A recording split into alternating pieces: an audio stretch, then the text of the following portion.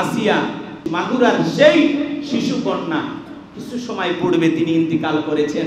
ইন্না লিল্লাহি ওয়া ইন্না ইলাইহি রাজিউন। দুলা ভাই কখনো আপন ভাই হয় না, তাওই কখনো বাবার মতো হতে পারে না। আসিয়া তার প্রমাণ করে দিল, বিশ্ববাসীকে আঙ্গুল দিয়ে দেখিয়ে দিল, মনে রাখবা দুলা ভাই কখনো আপন ভাই হয় না, তাওই কখনো বাবার মতো হতে পারে না। এরাও যে জঙ্গলি জানোয়ার, এরাও যে পশু, আসিয়া প্রমাণ করে দিয়ে গেল। কথা বলে ঠিক এরা আই হিসেবে লজ্জিত।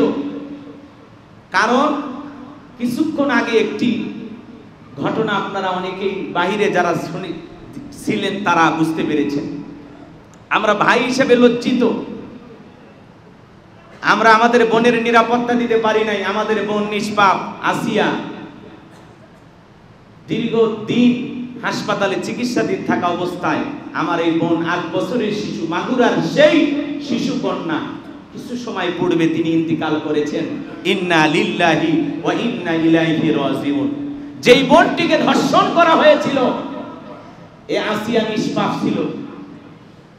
একটা শিশু কন্যার উপরে যারা ধর্ষক হিসাবে ঝাঁপিয়ে পড়েছিল এদের কোনো পরিচয় নাই। ধর্ষকেরা কখনো ভাই হতে পারে না, ধর্ষকেরা কখনো বাবা হতে পারে না, ধর্ষকেরা কখনো মানুষের পর্যায়ে পড়ে না।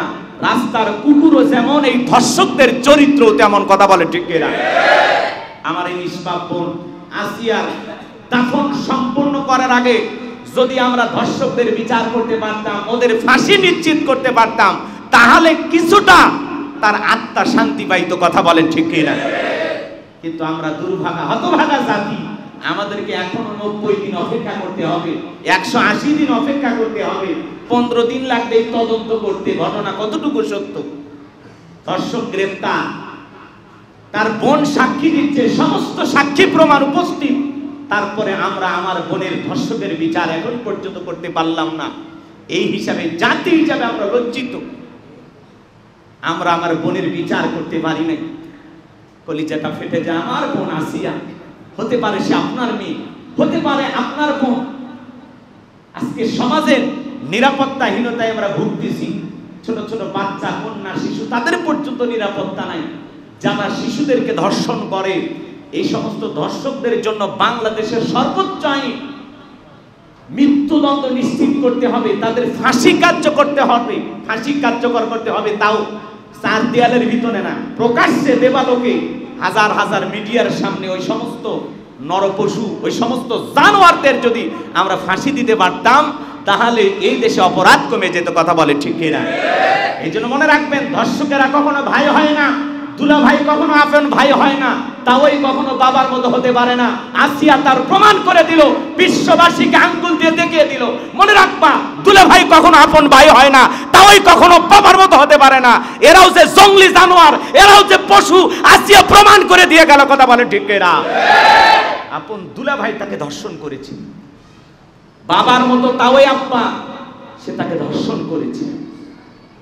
আমরা যতটুকু তথ্য পেয়েছি তার লজ্জাস্থানে বেলের দিয়ে আঘাত করা হয়েছে, লজ্জাস্থানে বেলের দিয়ে ছেঁড়া হয়েছে। জোরে কর নাউজুবিল্লাহ, আর একটু জোরে কর নাউজুবিল্লাহ। মানুষ কত বর্বর হলে, কত বড় পশু হলে, কত বড় হিংস্র হলে, কত বড় জানোয়ার হলে এই ধরনের নিকৃষ্ট কাজ করতে পারে। আর যাই হোক, এরা মানুষের কাতারে পড়তে পারে না, এরা হিংস্র জানোয়ার, এরা হায় না, এরা হায় না। কথা বলে ঠিক এরা। আমার নিষ্পাপ বোনকে আল্লাহ পাক যেন জান্নাতের উচ্চ মাকাম দান করেন। জোরে বলুন আমিন। আর একটু জোরে বলুন আমিন। প্রধান উপদেষ্টা তিনি মিডিয়ার মাধ্যমে সংবাদ প্রচার করেছেন যে ধর্ষকদের সর্বোচ্চ শাস্তি অতি দ্রুত নিশ্চিত করতে হবে। আমরা বলতে চাই ডক্টর ইউনূস সাহেব, এটা আগের যারা প্রধানমন্ত্রী ছিল তাদের বক্তব্য এমন ছিল যে এই ঘটনায় যারা জড়িত তাদের বিচার নিশ্চিত করতে হবে। এইরকম তেলতেলা কথাই জাতি আর বলতে চায় না। আপনি একটা কিছু করে দেখান যাতে ইতিহাস হয়ে থাকে। কথা বলে ঠিক এরা। দায় সারা বক্তব্য দেবেন না, দায় সারা বক্তব্য দেবেন না। বক্তব্য দিলে বক্তব্য দেওয়ার মতো দেবেন যাতে আপনাদের কথায় জাতি আশা ভরসা খুঁজে পায়। কথা বলে ঠিক কিনা? আমরা অতি দ্রুত এই সমস্ত ধর্ষকদের বিচার চাই। কারা কারা হাত তুলে দেখান। লিল্লাহে তাকবীর। তাহলে ধর্ষকেরা কখনো ভাই হতে পারে না, ধর্ষকেরা কখনো দুলা ভাই হতে পারে না, ধর্ষকেরা কখনো মানুষের কাতারে পড়তে পারে না। ওদের পরিচয় একটাই, ওরা ধর্ষক। আর ওদের বাংলাদেশের সর্বোচ্চ আইনে ফাঁসি কার্যকর করতে হবে। ওদের কোনো ছাড় নাই, ওদের কোনো ক্ষমা নাই। কথা বলে ঠিক কিনা? সম্মানিত ভাইয়েরা আমার, এই সিয়াম সাধনার মাসে আমরা দুঃখিত হৃদয় নিয়ে, ভরাক্রান্ত হৃদয় নিয়ে, অন্তরের ভিতরে রক্ত খনন হইতেছে, মনটা ভিতরে অনেক কষ্ট পাইতেছি। এই কষ্টর থেকে এই কথাগুলো বলতেছি। আমার বোন আসিয়ার সাথে যারা এই ঘটনা ঘটিয়েছে, আমরা চাই বাংলাদেশের আইনে সর্বোচ্চ শাস্তি ফাঁসি নিশ্চিত করতে হবে। কথা বলেন ঠিক কিনা? সম্মানিত ভাইয়েরা আমার, বিগত বছরগুলোতেও এই ধরনের শিশু হত্যাকাণ্ডের ঘটনা ঘটেছে, শিশু ধর্ষণের ঘটনা ঘটেছে। এত মিডিয়াতে প্রচার করা হয় নাই, এইবার মিডিয়াতে ফলাও করে প্রচার করা হয়েছে।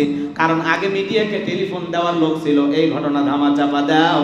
কিন্তু এই দেশে নতুন করে যখন স্বাধীনতা আমরা পেয়েছি, কোনো ঘটনায় ধামাচাপা বইতেছে না, সব খবরে উঠে আসতেছে। এই জন্য সারা দেশের সমস্ত জায়গায় নিউজটা প্রচার হয়েছে। কিন্তু মনে রাখবেন, এই ঘটনাকে তালকে তিল বানিয়ে এক শ্রেণীর মানুষ আছে, ওরা বলতেছে আমরা আগে ভালো ছিলাম। যখন ঘোষণা বলতেছে ভাই, আগে যখন এক শেখের বেটি ছিল, এই শেখের বেটির কারণে হাজারো শেখের বেটি নিরাপদে ছিল। মানে কি দলিল দেখছেন? বলতেছে ওই একজন নারীর কারণে হাজারো মা বোন নিরাপদে ছিল। আর এখন দেখো কি অবস্থা। কিন্তু মনে রাখবেন, আগেও এরকম ধর্ষণের ঘটনা ঘটেছিল, কিন্তু প্রচার হইতো কম। কথা কি বুঝলেন? এখন তো মিডিয়ার মুখ খুলে দেওয়া আছে, তারা যা ইচ্ছা তাই প্রচার করতেছে। কথা কি বোঝেন নাই? এই জন্য এই কথাগুলো কানে নেওয়া যাবে না। একটা অপরাধ করেছে, অপরাধীদেরকে গ্রেফতার করা হয়েছে, শাস্তিও হবে আমরা আশা করি ইনশাআল্লাহ। একজন অপরাধীও ছাড় পাবে না। আমরা জীবিত থাকা অবস্থায় ছাড় পেতে দেব না। আমরা আছি তো ইনশাআল্লাহ। অপরাধীদের বিচার হবে। কিন্তু এটাকে তিলকে তাল বানিয়ে আন্দোলন করবে, শাহবাগী এসে লাফালাফি করবে, বিড়ি সিগারেট খায়া আন্দোলন করবে, ওই সমস্ত শাহবাগীদের কথায় আমাদের লাফালাফি করা যাবে না। এরাই তো সারাই যারা 2013 সালে এই শাহবাগে 2014 সালে একত্রিত হয়ে ওলামা ইকরামদের, এই দেশের শ্রেষ্ঠ সন্তানদের ফাঁসি চেয়েছিল। কথা বলে ঠিক কিনা? যেই স্লোগান দিয়েছিল লাকি, তাকে 24 ঘন্টার মধ্যে গ্রেফতারের আলটিমেটাম দেওয়া হয়েছে। ইমরান এই সরকার, এদেরকে গ্রেফতারের জন্য আলটিমেটাম ঘোষণা করা হয়েছে। আমরা চাই যারা সেই সমস্ত এই দেশের ইসলামী আন্দোলনের কর্মীদের ফাঁসি চেয়েছিল, আল্লামা সাইদি হুজুরের ফাঁসি চেয়েছিল, ওই সমস্ত লাকি ইমরান এই সরকারদেরকে যেখানে যে গর্তে লুকিয়েছে খুঁজে খুঁজে বের করে এদেরও বিচার বাংলাদেশে করতে হবে। কথা বলে ঠিক কিনা? শাহবাগীদের দেখলেই বোঝা যায়, বিড়ি খায়, ঠোঁট কালো, কথা কয় না কেন? শরীরে ধান দিয়ে গেলে শরীরের গন্ধ বের হয়। এখন শাহবাগীরা বলতেছে আমাদেরকে ট্যাগ দিবেন না। বিগত সরকারের ট্যাগ দিছিল, আপনারাও ট্যাগ দেবেন না। তোমরা যে এত সাধু আমরা তো বুঝি ভালো করে। কথা বলে ঠিক কিনা? আর যাই হোক, বড় বড় টিপ পরে, কাটা ব্লাউজ পরে, উল্টা পাল্টা ড্রেস পরিয়া, পোশাক পরিয়া যারা যাত্রীর সামনে এসে এইরকম উল্টা পাল্টা আন্দোলন করতে পারে, আর যাই হোক এরা দুর্ঘটনায় জন্ম হয়েছে, এদের সঠিক মা বাবা খুঁজে পাওয়া যাবে না। কথা বলেন ঠিক কিনা? যারা আলেমদের ফাঁসি চায়, এদেশের টুপিওয়ালা দাড়িওয়ালাদেরকে সহ্য করতে পারে না, ইসলাম বিদ্বেষী, এরা নিঃসন্দেহে নাস্তিক। কথা বলেন ঠিক কিনা? সম্মানিত হাজিরিন, আমি যে কথা বলতে চাচ্ছিলাম, দেশের বর্তমান চলমান অবস্থা দেখে আমরা আলহামদুলিল্লাহ কিছুটা খারাপ লাগলেও অনেক দিক দিয়ে কিন্তু আমরা শান্তি আছি। সেই ওয়াজগুলো কিন্তু মাওলানা রুহুল আমিন যুক্তিবাদী হুজুর করেছেন, আমি ওগুলো নিয়ে বলতে চাই না। কথাকে বোঝেন নাই? এমন একটা রমজান বেশ কয়েক বছর পরে আমরা পেয়েছি, তারাবিতেও কারেন্ট যায় না, ইফতারিতেও কারেন্ট যায় না, সিহারি খাইতেও কারেন্ট যায় না। আলহামদুলিল্লাহ। কথা বলেন না কেন? এজন্য খুশি না? এই কথাগুলো উনি বললো। বাজারের যে অবস্থা, আলহামদুলিল্লাহ, দ্রব্যমূল্য আমাদের হাতের নাগালে আছে, নিয়ন্ত্রণের ভিতরে আছে। খুব বেশি কষ্টের ভিতরে আমরা নাই। কিছুটা অশান্তি, চুরি, ডাকাতি, খুন, ধর্ষণ হইতেছে, কিছু তো আছেই, বোঝেন নাই? সব কি ভেঙে গেছে? এই অপরাধ করে এই দেশে অশান্তি সৃষ্টি করতে চায়, অরাজকতা সৃষ্টি করতে চায়, ওরা প্রমাণ করতে চায় আগেই ভালো ছিলাম। এই ডায়লগ যেন জনগণ বলতে বাধ্য হয়, জোর করে বলানোর চেষ্টা করতেছে। তো আমরা তো বুঝতেছি কতটুকু ভালো ছিলাম, কতটুকু খারাপ ছিলাম। কথাকে বোঝা গেছে? তো আল্লাহ পাক যেন এই দেশের উপরে খাস রহমত বরকত নাজিল করেন। জোরে বলুন আমিন। শান্তি নাজিল করেন। জোরে বলেন আমিন। সম্মানিত ভাইয়েরা আমার আল্লাহ রাব্বুল আলামিন পবিত্র কোরআনুল কারীমের ভিতরে সুন্দর করে জানিয়ে দিলেন, ইয়া আইয়ুহাল্লাযীনা আমানু কুতিবা আলাইকুমুস সিয়ামু কামা কুতিবা আলাল্লাযীনা মিন ক্বাবলিকুম লাআল্লাকুম তাত্তাকুন।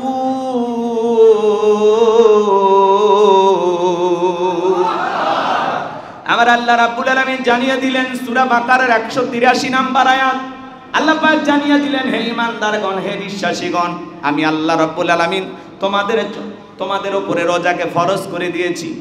তোমাদের পূর্ববর্তী যারা পৃথিবীর জমিনে আগমন করেছিল তাদের উপরে আমি আল্লাহ তাআলা সিয়ামকে ফরজ করে দিয়েছিলাম। আশা করা যায় এর মাধ্যমে তোমরা যেন তাকওয়ার গুণ, তাকওয়ার বৈশিষ্ট্য অর্জন করতে পারো। লাআল্লাকুম তাত্তাকুন, তোমরা যেন তাকওয়া অর্জন করতে পারো, খোদাভীতি অর্জন করতে পারো, পরহেজগারিতা অর্জন করতে পারো। তাকওয়া মানে আল্লাহর ভয়। জোরে বলেন, কার ভয়? আল্লাহ রাব্বুল আলামিন বলেন, ইয়া আইয়ুহাল্লাযীনা আমানুত্তাকুল্লাহ, হে ঈমানদারগণ, আমি আল্লাহকে ভয় করো। হাক্কা তুকাতিহি, ভয় করার মতো ভয় করো। আমরা কতটা আল্লাহকে ভয় করি? এই রমজান মাসে যারা সিয়াম পালন করে, রোজা এমন একটি ইবাদত, দান করা যায় লোক দেখানোর জন্য, নামাজ পড়া যায় লোক দেখানোর জন্য, যাকাত দেওয়া যায় লোক দেখানোর জন্য, কিন্তু রমজান মাসের এই সিয়াম, রমাদানের এই সিয়াম, সুবে সাদেক থেকে শুরু করে সূর্য অস্ত পর্যন্ত সারাটা দিন সমস্ত পানাহার থেকে, যৌন কামনা বাসনা থেকে আমরা যারা সিয়াম পালন করি, এই সিয়াম যারা পালন করে, মনে রাখবেন এটা লোক দেখানো ইবাদত নয়। রমজান মাসের রোজা হলো কেবলমাত্র আল্লাহকে রাজি খুশি করার জন্য তার ঈমানদার বান্দারা রাখে। কথা বলুন ঠিক না?